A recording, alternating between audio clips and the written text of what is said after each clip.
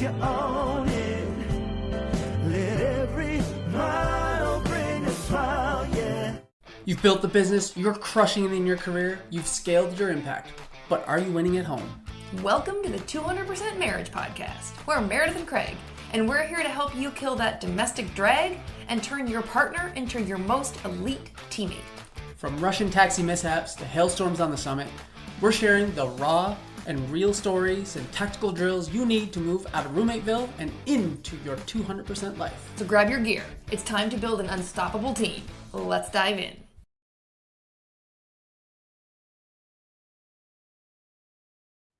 Welcome back to another episode of the 200% Marriage Podcast, continuing our journey through the book, The 200% Marriage, Your Winning Playbook to be an Unstoppable Team. This week is Chapter 8. If you've been playing along, you know that we're each reading chapters in the book that we wrote. And so Chapter 8 is another of mine. So we're going to read Chapter 8, Russian Cab Confession. Experience is what you get when you didn't get what you wanted. Randy Posh. One of our clients once told us, whenever we fight, I'm always the one who apologizes first. Sometimes I'm the only one who apologizes. My husband never owns his part. Let's pause and acknowledge that it doesn't feel good to apologize first, and in many cases be the only one to step up and take responsibility. Nobody enjoys being the one always saying sorry on repeat. But like our goodnight kiss story, one teammate needs to be the first to move to get both of you into momentum.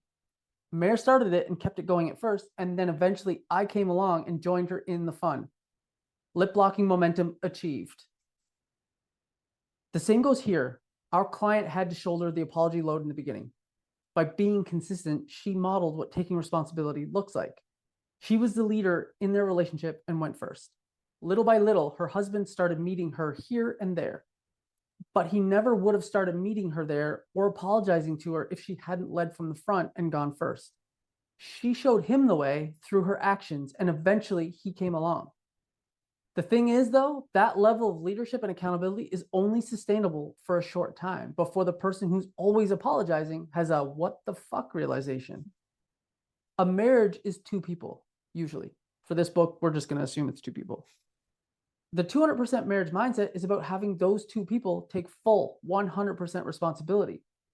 It will gain momentum at the start with one person starting, and it will continue as long as the other person eventually comes along. This is a journey. So if you're starting this process, you need to be consistent and patient. Consistently show up, role modeling the behavior you want your teammate to adopt, and have patience for them as they work to meet you where you are. Suppose they don't meet you where you're leading. If they're not growing and not taking 100% responsibility, then an awkward and challenging conversation will need to be had. And we'll get into how to do that in chapter 22.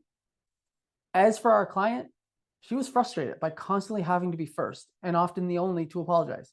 But she acknowledged that being the leader and going first isn't easy and doesn't always feel good. Still, it's worth the effort to get her husband to the same place, where he's also taking full responsibility. The growth they've shown is incredible. Mare and I are incredibly proud of both of them as they continue to push each other and have grace for one another as they grow. After decades of disconnection and disagreement, years filled with scorekeeping, resentment, and defensiveness and offensiveness, their marriage has never been better. They are both still working every day to maintain their 200% marriage mindset. I think by now we've made a pretty good case that 50-50 is bullshit, and that 200% marriage mindset is the way to have a happy, thriving marriage without all that toxic scorekeeping, resentment, and defensiveness. And if those were the only benefits, then those alone would make the effort of having a 200% marriage mindset worth it. But those are not the only benefits. See, when you adopt this mindset, you also drop the need to be right. You become more focused on being happy than being right or winning the argument. I don't know where the saying came from, and I'm doing absolutely no research on it because you know our stance on bibliographies. But the saying is something like, you can be right or you can be happy. It's your choice. When you adopt a 200% marriage mindset, the whole need to be right loses its power over you. Instead, you're both acting in the best interest of your marriage, regardless of who's right. It eliminates the ego, and the ego is your enemy in a marriage. The ego is your enemy in almost everything, really. Your ego wants you to be right. It wants to point out not only that you are right, but also why they are wrong. It wants to win. It intends to provide you with significance and make you feel all self-righteous. Those are all pretty unredeeming qualities, if we're being honest. But that's what the ego does, and that's why it's your enemy.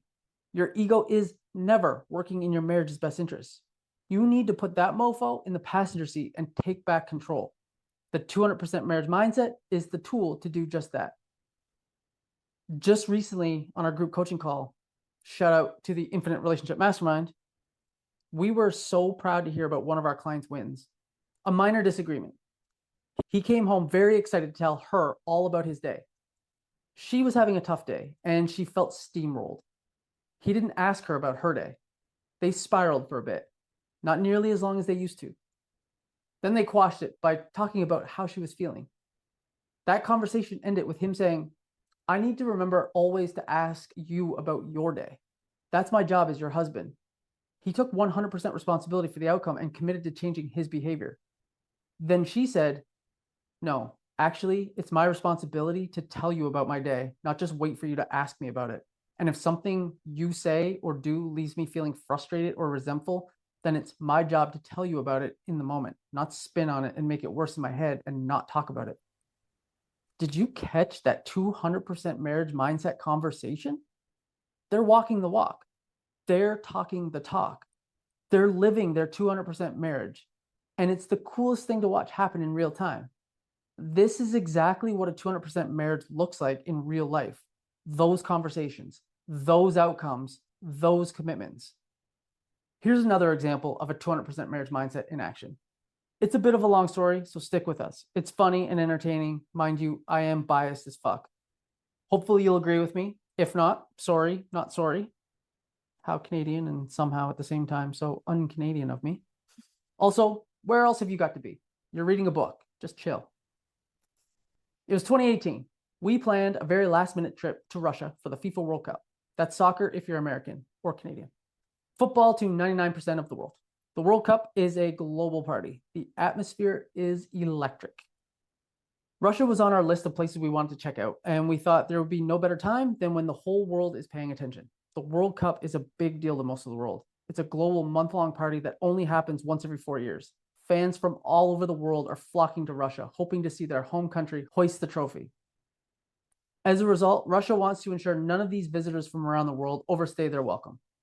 They have specific visa registration rules to crack down on illegal immigration. When we arrive in Moscow, our quote-unquote host is required to register us with the Russian immigration authorities. Our host is our hotel, so no problem. Hotels are well-versed in this process and ensure the rules are followed with no additional effort on our part. Except there is, in fact, a problem. As we get out of the taxi from the airport, the driver points toward a nondescript brick high-rise building. We assume to indicate to us non-Russian speaking folk that this is the address we gave him. So Mare and I look at each other, both having the same thought. This doesn't really look much like a hotel. And we were right. It wasn't a hotel at all. It was an apartment building. In my last minute rush to book the accommodations, I booked someone's apartment, not a hotel. I used a very popular website with the word hotels in its name. In fact, it's the only word between the www dot and the .com. So you can understand how I might have assumed it was a hotel. That quick, seamless process of getting our hotel to register us just became a lot more difficult. We were warned before leaving Canada not to engage with the police because they might be a tad corrupt, and to make sure that we always had our required documents with us in case we were ever required to produce them by said potentially corrupt police. We were both a little concerned about the possibility of ending up in a Russian gulag. Likely worst case, but the concern was there nonetheless. We were in Moscow for 6 days, and every single day we asked our host via text for the required paperwork, and every single day they would not produce it. One excuse after another. Everything we read said we might not be able to leave the country without it, and to be clear, we definitely wanted to leave the country. We tried everything we could think of. We went to the Canadian consulate, no help whatsoever. We spent a day in line in a Russian government building, quite possibly the least fun and most depressing place I've ever spent 6 hours while on vacation. We got nowhere. So on our last day in Moscow, we just refused to leave this random person's apartment without the documentation. It was stressful because we had a flight to catch to our next destination. We were 100% bluffing. There was no way we were going to miss our flight, stay in Moscow, and pick a fight with a Russian on their home soil by refusing to leave their house. But we made a good show of it. We were still there when the next guests arrived in the afternoon, groceries in hand, wondering what these two visibly frustrated yet weirdly polite people were doing in their space. Luckily, our host did not call our bluff and produced the documents. Or at least they told us they were the documents. They were written in Russian, so it was a trust but cannot verify situation at this point. Now we had a flight to catch. We hustled out to the street, hopped in a cab, and raced towards the airport. We finally had what we've been trying to get for the last 6 days. To say we were relieved in that moment is a vast understatement. It felt like a weight had been lifted and we could finally enjoy the rest of our time in Russia, knowing we could leave and fly back to Canada without issue in a few weeks. We arrived at the airport later than we wanted with all that bluffing, and Moscow traffic is no joke, but we hustle our asses through security like efficiency ninjas. Somehow we find ourselves with a few minutes of downtime to eat something. Our experience with food in Russia so far hasn't been great, so we've tried to stick to what we know we like as much as possible. Mary goes to grab her phone to check if we are lucky enough to have a McDonald's in this airport. Except Mary doesn't appear to have her phone. You know that feeling of panic you get when you just know you fucked up? That feeling of heat that overcomes you and your heart races and you start sweating and patting down every part of your body as if you have pockets everywhere, just praying your phone somehow magically ended up in your armpit pocket? That was the vibe I was picking up from Mary. But I refused to believe she didn't have it. So I got in on the action of checking ludicrous places for a phone. We both knew deep down she'd left somewhere on our journey. Check your shoe. I didn't see you check your shoe yet. We both knew she didn't have it. And the longer we fucked around trying not to believe what was incredibly obvious at this point, the less time we had to find it. The icing on this shit cake is that Mare stores her credit card and her driver's license in the back of her phone. So we immediately jumped into solution mode. The first thing we did was run back to security. My advice, if you find yourself in this situation, is don't do that. The Russian security folks didn't love that. Plus, they don't speak English, so you can't exactly explain your wild, irrational behavior. Realizing we may be about to get tased, shot, or beaten, we changed course. I called her phone. A Russian voice picked up. Realizing I don't speak Russian, I find a lovely Russian lady who does speak broken English. She's got some good news and some not as good news for us. The good news is we now sort of know where the phone is. The taxi driver has it. The not as good news is he's on his way back to the city with a fare.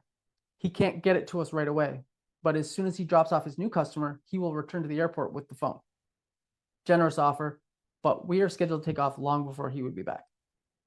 Fortunately, we're coming back through this airport again in a few days on another stopover, so we're making arrangements to meet up there in 4 days to get the phone back. We let him know we will pay him his regular fare out and back, regardless of whether he has a customer. 4 days later, as we are set to take off from Sochi, I let the driver know we will be at the Moscow airport in a couple hours, and I turn my phone off for the flight. When we land, I have a message from the driver saying he's not coming. If I want the phone, I have to meet him at a train station in Moscow and bring money to pay him. Less than ideal. Even if I had been remotely curious about what it would be like to get shaken down for money in a Moscow train station, which I was not, we had a connecting flight to catch. This was a stopover. We didn't have time for these shenanigans. At this point, it doesn't seem like we are going to get anywhere working with the driver directly. To fast forward to the end, we eventually got the phone back. I figured out which taxi company he drives for, found an email address, typed a Google Translate Russian email explaining the situation, and sent it to their customer service inbox. The company mailed the phone to our hotel in St. Petersburg, our last stop on this whirlwind tour of Russian cities, and it was waiting for us when we arrived there over a week later. By the way, in the back of the return phone was Mare's driver's license and her credit card. All 3 items were returned safe and sound, along with a little gift from the company and a card that said, "Thank you for your trust." It's not like we had a lot of choice, to be honest, but it was a really kind gesture. The reason we tell you this story is to illustrate how the 200% marriage mindset helped us navigate a really stressful situation. It would have been really easy for us to finger point, blame, and argue about who was to blame for the situation we were in, especially after we'd just finished dealing with the high-stress immigration paperwork issue. But we didn't. It would also have been incredibly easy to let the stress of her lost phone ruin the whole trip and the experience we were having. But we didn't. The trip wasn't ruined at all. We had a fantastic time and created lifelong core memories. We realized a couple of essential things. One, we're on the same team. Arguing about this situation or who was to blame definitely wouldn't change the fact we were in it together. We flexed our unstoppable team muscles and got to work solving the problem we now faced. Two, there was enough blame to go around. Sure, Mare left her phone in the cab, but when we got out of the taxi, I didn't ask her if she had everything with her. I didn't do one last sweep to make sure we had everything. I will tell you though, I do that sweep now every single time. The point is, there are things I could have done to prevent that situation from happening too. Jumping into solution mode together brought us the best possible outcome. It was adopting the 200% marriage mindset that got the phone back, and in the process actually strengthened our bond and deepened our trust for each other. Because by not getting angry or frustrated at each other, by not finger pointing, blaming, or fighting about the situation, and by getting to work on solving the problem together, we created even greater trust. When you're in a really stressful situation and you continue to show up, take personal responsibility, and have each other's backs, that tells the other person that they can trust you. Trust skyrockets when you work together, not when you blame each other. And this doesn't just work for us like we're special or something. We're not. It works for our clients too. We were working with a couple who were getting caught up in financial disagreements. Fights about money are extremely common. By the way, spoiler, it's one of the big 3 sources of conflict in a marriage. You're probably interested to learn what the other 2 are? With time, young grasshopper. We'll get into that more in chapter 22. When they came to us, they were fighting about where and how to spend the money they brought in. They would meet every month to discuss their budget and allocate the funds to the different buckets to keep the family afloat for another month. When it comes to money, sometimes difficult decisions need to be made on where you allocate your resources. This family was in a season of making these tough decisions. The problem was that she would ask whether he could pay a bill or spend money on something that wasn't allocated in their last meeting. That meant diverting resources from an agreed upon bucket to the new bucket. And he would do it because as a man, he wanted to make her happy. But at the end of the month, when an important bill didn't get paid because the money had been diverted to something she had requested mid-month, she would get upset and they would argue because he hadn't paid the bill like they had discussed he would in their previous monthly meeting. She knew difficult decisions had to be made, but she didn't want to take responsibility for making the tough call. So she would ask him to do it, knowing he wouldn't say no. She would get what she wanted in the moment, and then when it was time for the consequences, she could point the finger at him for not paying the important bill that was now past due. He would get defensive and then shut down. They'd argue and disconnect. He'd go into a shame spiral and feel like he wasn't good enough because in his mind, this was evidence of him not doing enough to take care of his family. This would happen on repeat every few weeks. Can you see how that cycle can cause disconnection in a marriage? How would this situation play out if they both adopted a 200% marriage mindset? How would their relationship change if they both took full responsibility for every part of every situation they find themselves in every part of their relationship? What if they both did the budget together every week? What if instead of asking him to pay for something outside the budget, she made that decision herself as the primary manager of the home? What if instead of letting him shoulder the whole burden, she took 100% responsibility for the finances in their relationship and made the call to buy more food and postpone paying that other bill? By taking ownership of the situation and making the difficult decision, she doesn't put the burden of the decision and its consequences solely on him. He doesn't get defensive. He doesn't shut down. They don't argue about money every month. That's exactly what happened. They both still meet and review their finances together each month. They make their monthly budget together. They both have shifted their careers and gotten creative about bringing in new money for the family.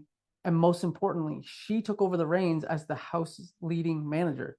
And when the money needs to be diverted from one bucket to another, she doesn't ask him to do it. She does it.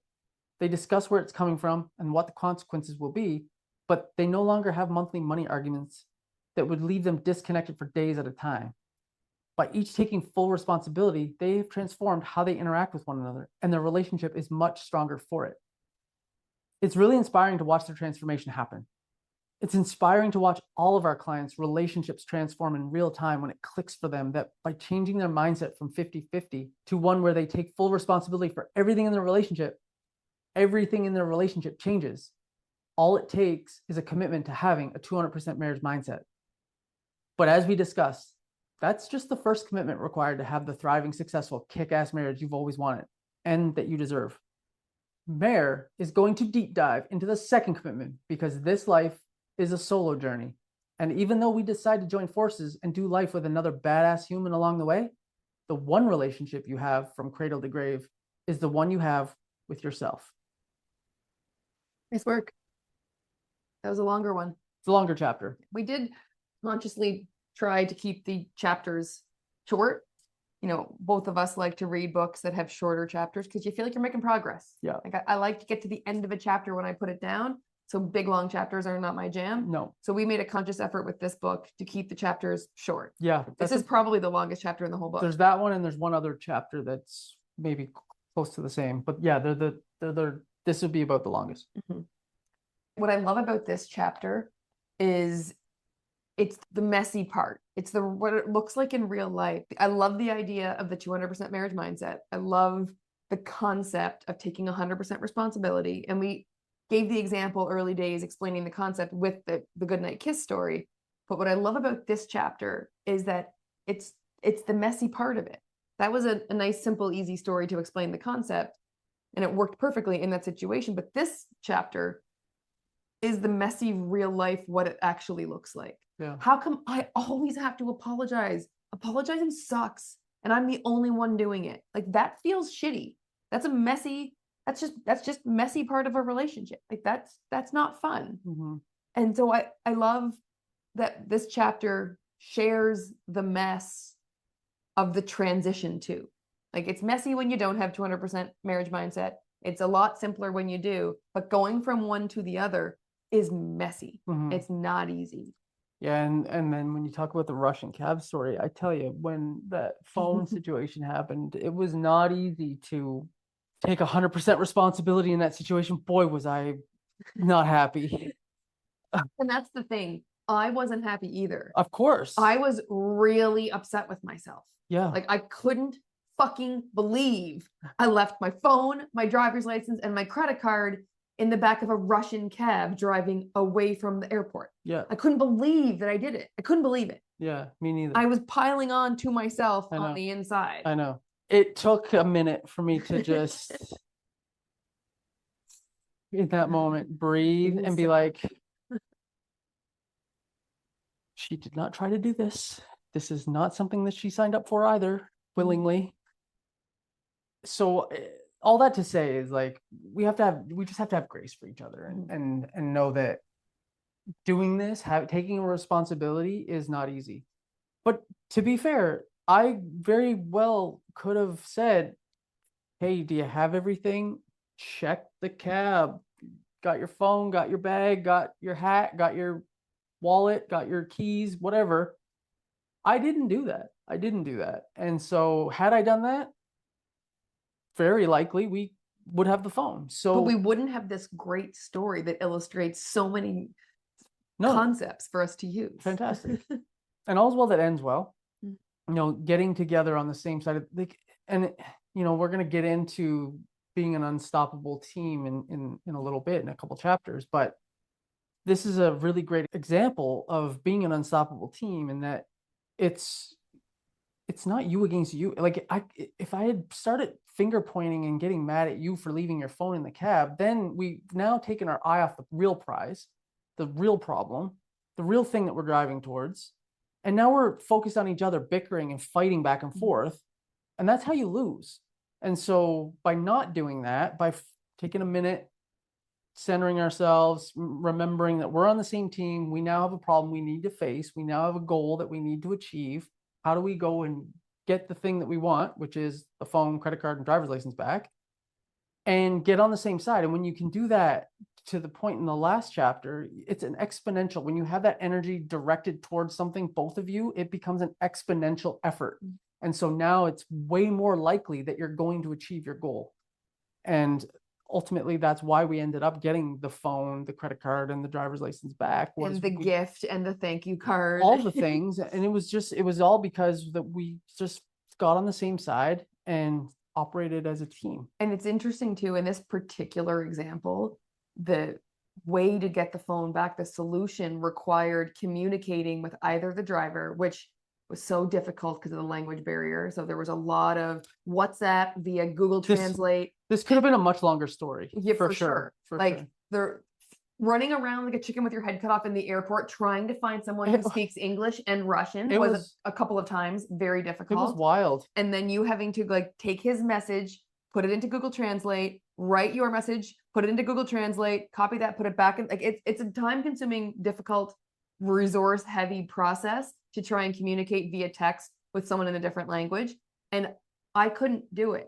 Like I didn't have a phone. So not only have I created this problem that we are trying now to solve together, I can't even contribute much to the solution because I don't have the tools required to actually solve the problem. So not only have I created the mess that we are in, but I also can't get us out of it. So you had to step in, one, and be calm and not pile on to me worse than I was already piling on to myself. And two, actually take the lead and do the work because I didn't have the tools to do it. You had to be the one to do it. Yeah. So in this situation, not only did you like the 100% responsibility circle was quite large for you in this relative to what it was for me. Well, yeah, but at the same time, I can look at that and say that must have really sucked for you because as someone who like it was your phone that was lost, so there's a component of feeling the blame of creating this situation. As much as we're all taking responsibility, at the end of the day, you're going to feel more responsible for the problem because it was your phone. But then to not be able to contribute to the solution like you would want, that has to be really difficult to navigate just internally, like the voices and the stories, the stories that you're telling yourself, like I'm a dummy and all these things that go through your head when you make a mistake and then don't really have the resources to get yourself out of it. You're relying on someone else to help you get through it. There's a shame and a blame and the whole situation going on behind the scenes. And I think by recognizing that in our teammates when that's happening and just having empathy for them and just showing up for them and not piling on, that's how you build the trust. Like we talk about, that's really how you build trust, is consistently showing up over time and showing them that it's a safe space, showing them that you care, showing them that you're showing up in empathy and that you understand what they're going through and just being there as a team to get to the ultimate goal. There was a lot going on in this story that, just for the sake of it was already a bit of a long chapter. To tell the full story with every detail would have been so much more but yeah, you're right. The back and forth with the Google Translate, the immigration paperwork before that even it was such a nightmare. For 6 days, we were constantly like avoiding certain places where there would be more of a dedicated police force out. Like we didn't go to Red Square. We didn't go in there because there was always people, like police officers asking for paperwork and stuff. And we didn't know what we needed. And we knew we didn't have that thing. And we didn't want to end up in a Russian gulag. So we were like, it's not worth it. Let's just avoid it. So we went and checked out other different places in Moscow. And we had a great time. But yeah, it was always in the back of your mind that it was like, yeah, but there's a police officer over there. Let's go this way. Yeah. And I still remember when we were in that apartment and those people came in with their groceries and they're looking at us like, why are you who are you and why are you in my place? And it was just funny that, hi, just polite Canadians here, not leaving. It was weird. Anyway, they came through, or so they say they did. I never did. The thing is, the silly, stupid part of it is that document went in our bag and it never came out at any point ever. It was never asked for. It was never required at the border. Nothing. Literally never asked, didn't need it for anything. No, with the benefit of hindsight, it was a waste of our mental bandwidth. And so another lesson is a lot of times we worry and stress about things that in the end don't even really matter that much. Yeah, I'm actually working. That's one of the things I've been working on this year so far in 2026 is not worrying, trusting that things are going to work out. Yeah. It's going well. How's it going? Yeah. It's going pretty good. Good. We needed that mindset in there. Yeah, I didn't have it in 2018. No, we didn't have it then.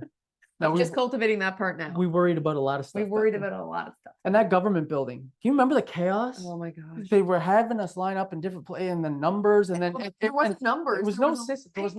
There was loose leaf paper you signed your name on. There was There was no system by the place that actually did it. One guy who was there took it upon himself to like explain a system to get people to have some sort of organization. The government building itself had no process.